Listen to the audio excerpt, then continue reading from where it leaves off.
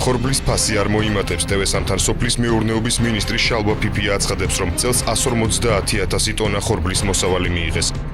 წელს მოსავალ ცხოველებით საკმაოდ მაღალ, 150,000 ტონამდე წინასწარი შეფასებებით. რაც შეეხება იმპორტის საკითხს, იცით რომ ხორბლის იმპორტის ყველაზე კარგი პერიოდი არის ივლისი-სექტემბერში, როდესაც მოსავალი არის მთელი სოფლის მასშტაბით. სწორედ ამით არის განპირობებული ის, რომ დღემდე იმპორტი საკმაოდ დაბალი იყო, რადგანაც უმნიშვნელოვანესი მიზეზი ამისა არის ის, რომ ძირითადი პერიოდი შესყიდვის ხორბლის არის სწორედ ივლისი-სექტემბერში უღალატი, ასე რომ საბოლოოდ ამ პერიოდში მოხდება ძირითადი იმპორტი.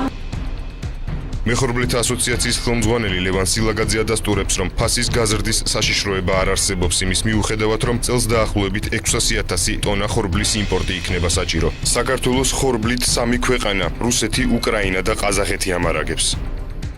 იმ ტრადიციულ ქვეყნებში, რომლებიც ჩვენ გვაწვდიან ხორბალს, ესენი არის რუსეთი, უკრაინა და ყაზახეთი, ხორბლის მოსავალი საკმაოდ მაღალია. წისქვილ კომბინატები სტაბილურად მუშაობენ, ფქვილის ფასები სტაბილური არის.